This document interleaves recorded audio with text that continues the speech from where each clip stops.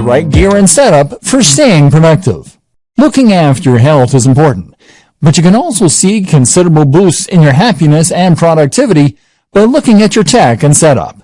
The right hardware. One tip that I absolutely recommend to all internet marketers, bloggers, and other internet entrepreneurs is to invest in good technology.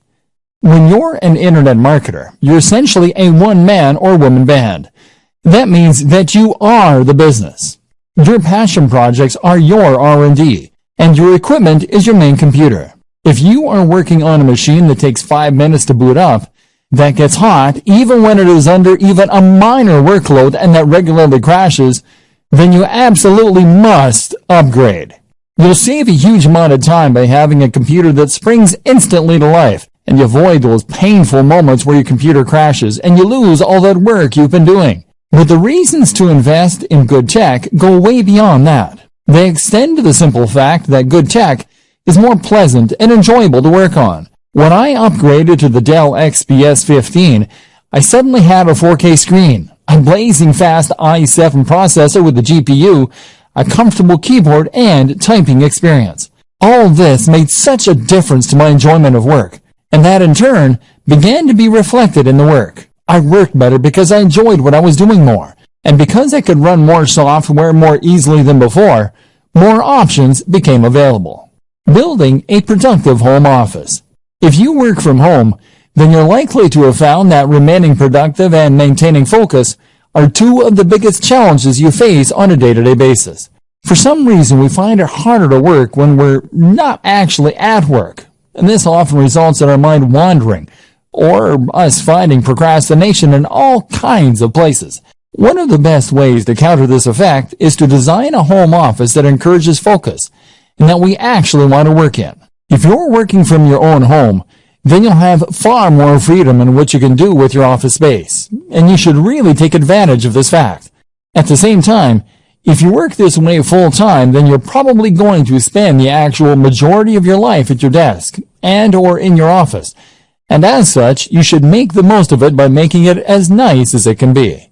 This will not only improve your quality of life, but will also ensure that you are as productive as you can be, and always doing your best work. Firstly then, make sure that you don't cut any corners, and that you're willing to spend a fair amount on your office to make it as nice as possible. The first place to invest this money is in a new desk, and this will have the biggest impact on your work. The desk should fit with the decor of the room, but at the same time, make you feel professional, and be something you want to show off. Sitting at your desk should feel like manning a spaceship, and if it does, then you will feel good about yourself when you work, which will rub off on the quality and quantity of the work you do. The hallmarks of a good desk are to have as many compartments as possible, to have lots of space for working on, and for having or being a part of at least one right angle. The compartments are important, as they'll mean you don't have to keep getting up to get things. At the same time, they just feel organized. And if you feel organized, then your brain will automatically be more organized in the way it stores and processes information. By right angle, I meant that when you sit at your desk, you should have a surface in front of you to work from and a surface to your left or right. The best options will also have a third surface behind you, or to the other side, or it will have multiple layers in front. On these different layers, you should then organize multiple work or information stations. That means multiple computers or at least multiple monitors. It means lots of places to store ring binders, filing cabinets, and folders. And it means lots of places for you to write shorthand notes to yourself. If your desk doesn't come with all these things, then you can use other smaller tables, cabinets, and shelving arrangements all within reach. The reason that this is so important is that it allows you to work on multiple things at once. For example, you can have one monitor for writing a document, while you have another monitor in charge of showing you the relevant information you need to work on. Alternatively, you could have one of your monitors or computers taking care of your email, so that you don't have to keep checking an Explorer every 2 minutes. Meanwhile, you might want to have a work zone for jotting notes, which will mean you can jot things down as they come to you. By the same token, simply having this many different work zones is another way to make yourself feel professional. And with lots of lights and screens surrounding you, you'll feel on top of things as though you have all the information you need to tackle anything that comes up, and can multitask if necessary. This concept of work zones is the same one that's used in kitchens, and is a great way to stay on top of your work. Another good item to have among these things is a notice board. This will go on the wall behind all of your surfaces, and will be the place to pin up things that you need to remember, which will improve your productivity by preventing you from sitting idly for ages while you rack your brain for what it was you were meant to be doing. Well, this will all look very slick. You should avoid making it look too cold. And a few simple distractions such as desk toys, a cat's cradle, solitaire, etc., can be a great way to prevent yourself from getting more distracted by worse things such as Facebook. And if you choose them well, then they will add to the decor of your work environment. Finally, amongst all this, you should have a swivel chair, which will allow you to spin from one work zone to another without getting up, and to reach all of your storage to get whatever it is that you need. Again, it will also help create that feeling of being at a high-tech workstation and having everything that you need right at your fingertips. And this will mean you feel on top of everything and appropriately effective. My number one tip for boosting productivity and happiness as an internet marketer, though, is to head to coffee shops. In a coffee shop, you get a change of scenery to prevent cabin fever. You are watched, meaning you can't just slack, and you keep your work and private lives nicely separate. The background chatter of cafe patrons and the smell of coffee all add to a highly productive state of mind. Digital nomad. The digital nomad is a fascinating concept that has only become possible in the last several years. This is a vision of a lifestyle filled with adventure and travel, but funded by a stable income with no risk of going bankrupt. How does it work? Simple. By using computers and other technology, you create a situation where you can work remotely from anywhere, as long as you have an internet connection. Then you pack your bags and travel the world, using your online work to fund your traveling, but at the same time, living cheaply in hostels and other places so that you don't need that much cash to begin with. You can see the world and have countless adventures, and all you need is a laptop. To many, this is the ultimate lifestyle design for the digital marketer, so it seems only fitting that we touch on it here. But is it the right type of lifestyle for you? It's certainly not for everyone. And it's not the only option for true lifestyle design, as some people seem to think it is. Consider the following points before making up your mind. Attachments. The first thing you need to consider if you're thinking of becoming a digital nomad is how many attachments, commitments, and responsibilities you have back home. Technology might give you the freedom to travel the world in principle, but if it means leaving a girlfriend or boyfriend back home who might leave you, then it suddenly becomes a little less realistic. Likewise, you'll have to say goodbye to your friends and family for a while, which is hard for some people too. You can travel with a buddy, of course, but it will be hard to find someone who is willing to drop everything, and even this companion won't stop you from missing the people most important to you. Creature comforts. Another thing to ask is whether you are the sort of person who likes your creature comforts, or whether you think you could live without them. You are going to be staying in some pretty cheap places, and carrying as little as possible on your back. So you should anticipate that you might have to go weeks without a shower sometimes, and that you'll rarely get a nice cup of tea the way you like it. Are you that guy or gal? Tech-savvy and entrepreneurial spirit. Remember, in space, no one can hear you scream. And in the Sahara Desert, there is no IT support. Are you going to be capable of getting your computer up and running again if it goes downhill? Will you be able to buy something that will get the job done in the flea market? And likewise, are you the sort of person who is capable of turning a profit without a boss? Are you disciplined to make yourself work when you could be out exploring a new city? And do you have the creativity to come up with the ways you can make money while you're on the road? Remember, being a digital nomad is just one form of lifestyle design. You may decide that you want to change your life by working online, but that doesn't necessarily mean you'll have to go traveling. Think about what works for you, and remember that sometimes fantasies aren't what they're cracked up to be. The program. We've gone over an awful lot in this training and talked about some high-level concepts such as work-life balance, side hustles, prioritizing workloads, and productivity tips. Now let's recap everything we've learned and put it together into a program so you are a happier, healthier digital marketer. If you are an internet entrepreneur or small business, then you will probably often feel as though your resources are being stretched to the point where you're struggling to get everything done. Chances are, You will be juggling multiple tasks at any given time and trying to decide which of your different commitments or side projects should come first. For instance, if you use bootstrapping to fund some of your larger projects, then that will mean you might well have to provide services on a regular basis in order to maintain your funding.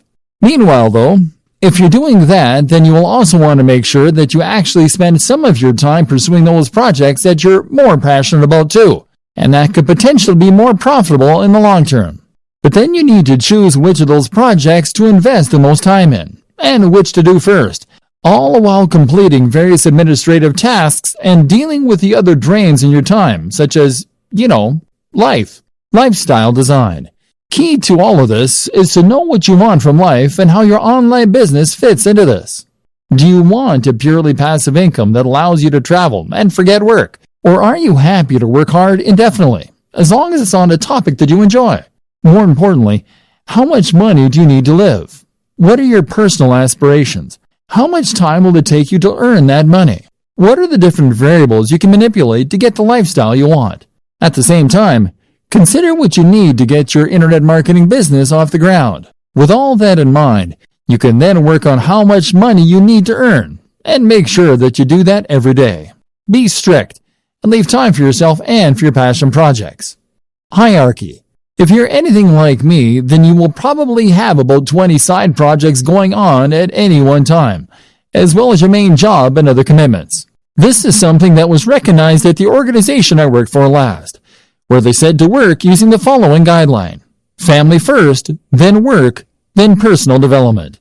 The family first thing is something that's important to remember when you're an entrepreneur, as you don't want to get so wrapped up on pursuing success that you forget the reason you wanted to be successful in the first place, which was probably to spend more time with your family and to be able to support them. Work then comes before development, which can mean personal development or R&D, because you've committed to your clients and employers when you take on these jobs, and delivering results on time is crucial for your reputation and your continued financial stability. Separating your work. The danger, though, here is that you might end up never actually getting around to the projects that you want to work on, and so fail to make any progress as a business because you'll be too busy fulfilling your day-to-day needs. To solve this problem, a good system to use is to separate your workload into distinct sections that you can then work through in sequence. For instance, you might allocate the first half of your day to your immediate pressing tasks and commitments you have to clients. Following this, you might then divide the next half of the day into administrative tasks, followed by work on your projects. This would mean that you'll definitely get time to work on your projects, but on slow days or days when you have a larger than normal workload, your most crucial tasks won't be the ones to suffer. You would then also draw a line underneath your day to mark the end of your working day and to avoid it spilling over into your private life. Your family will thank you, and you'll come into work with more energy and rejuvenated enthusiasm. Organizing your projects. In terms of knowing which of your projects to work on when, you will again benefit from focusing on one side project at a time, rather than trying to divide your attention between all of them at once. To decide which of your projects you want to prioritize first, it can be useful to do some math and to look into your projected time to completion versus the potential profit of the project. In other words, then, if you have a lengthy project that is something of a labor of love for you, then you may want to deprioritize this and focus on the shorter and more immediate profitable tasks. If you finish the smaller tasks first and these start bringing in profits, then you'll increase your overall turnover much more quickly than you would working on a lengthy and risky project initially. Once you have built up some success and experience, you can then turn your attention to the more ambitious concepts. Of course, there is always the chance that if one of your smaller side projects takes off in too big a way, it could end up preventing you from ever focusing on your dream projects. While profits are important, and it's good for business to use the above method, it's equally important to make sure that any projects you spend time on fit your company's mission statement. If you can't get passionate about it, then you have no business doing it. Steps to a better lifestyle. So for the burned out blogger or the internet marketing maniac, here are some steps to enjoying a better work-life balance. Create a business model with a stable revenue stream and a passion project. Bootstrap. Know precisely how much you need to earn to fund your lifestyle and your passion projects. Likewise, know the lifestyle you want to live and consider a digital marketing strategy to achieve that. This might mean becoming a digital nomad, but think it through carefully. Earn that amount each day, then switch focus. Work on one side project at a time. Make sure it is something that you love doing. Make sure it is something with a good risk-reward ratio. Start out with fail-fast smaller business projects in order to learn and to start bringing in more passive income. Do not spend months and months on a sales funnel for your first project. Gradually switch the balance from the grind to those passion projects. Create multiple revenue streams. Look after your mental and physical health. Keep the mental discipline to avoid the temptation to keep working and to separate your work and your life. Meditation can be hugely beneficial. Eat, sleep, exercise. Dress for the job you want. Invest in yourself, in a great home office and a great, powerful computer for working on. Go to coffee shops to escape your own environment. You can travel more without necessarily becoming a digital nomad. Find the passion. Become a content creator more than a marketer. Don't expect overnight success. Remove the pressure. This means writing a strict schedule to define when you work on which projects, as well as when you'll finish work. And this is what all of this really comes down to. Discipline. With discipline and passion, you will be able to tame this mighty beast and make digital marketing work for you. Then, anything is possible.